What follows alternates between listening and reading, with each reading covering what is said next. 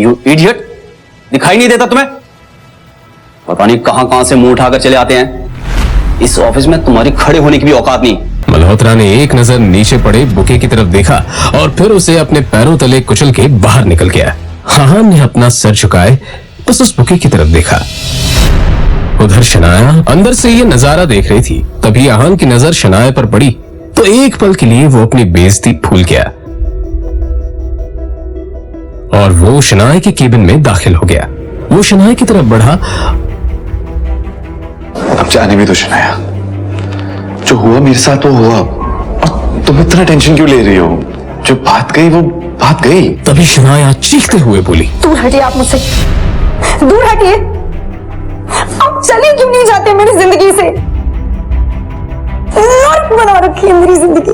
आहान को एकदम से झटका सा लगा। वो खुले मुंह से शनाया की तरफ देखता रह गया। तभी शनाया आगे बोली, पता नहीं कौन से बाबू की सजा मिल रही है मुझे। आप चाहते क्या? पापा ने हम दोनों की शादी जबरदस्ती करवाई थी, वरना आप तो कभी मेरे लायक थे ही नहीं।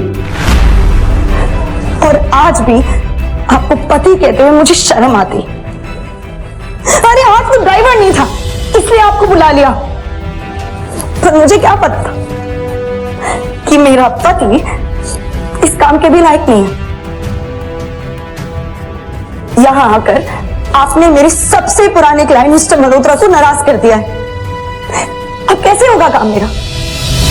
आंखों में आंसू लिए शनाया ने आगे कहा, मैं जहां पर भी जाती हूँ आप मुझे बेइज्जती के सिवा और कुछ नहीं दे सकते।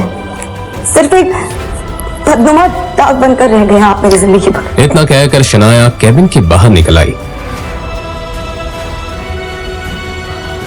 तभी रास्ते में पड़े बुके की तरफ देखकर शनाया ने कहा, क्या है ये सब? क्या गंदगी फैला रखी है यहाँ पर? फेंको इसे डस्टबिन में। फूल को अपने पैरों से कुचलते हुए आगे बढ़ गई।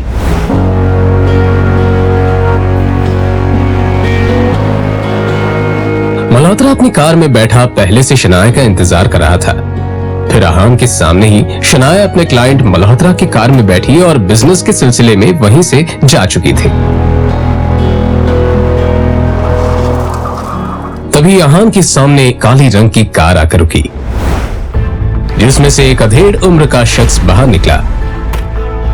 आहान उसे देखते ही चौंक गया। अपने सामने खड़े आदमी को देखकर आहान गुस्से में नजर आने लगा।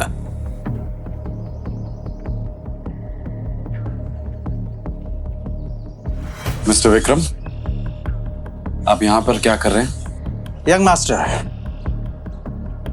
मैं आपको लेने के लिए आया हूं। देखिए, मैं आपके साथ बहस तो नहीं कर सकता।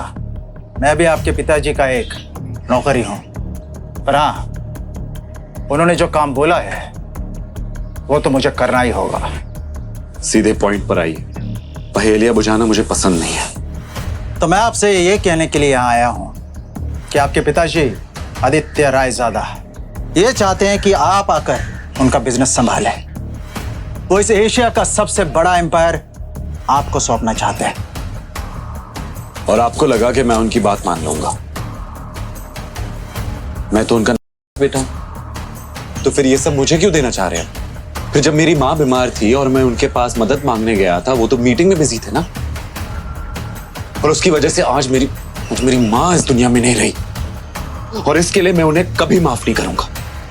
तो बेहतर ये होगा कि आप चले जाइए। आहान के इस बात पर विक्रम ने एक लंबी सांस ली और फिर कहा, यंग मास्टर, आप तो जानते हैं आपके पिताजी कितने जिद्दी हैं।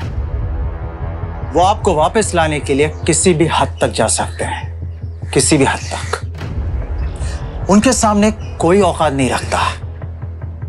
वो जब चाहे, जिसे चाहे, जहां चाहे पल में मिट्टी में मिला सकते हैं। लेकिन हाँ, जो आपके साथ हुआ उसे आप भूल जाए और रायजादा ग्रुप को अपना ले। रायजादा तैयार है आपको वो सब कुछ देने के लिए जिसके आप हकदार हैं।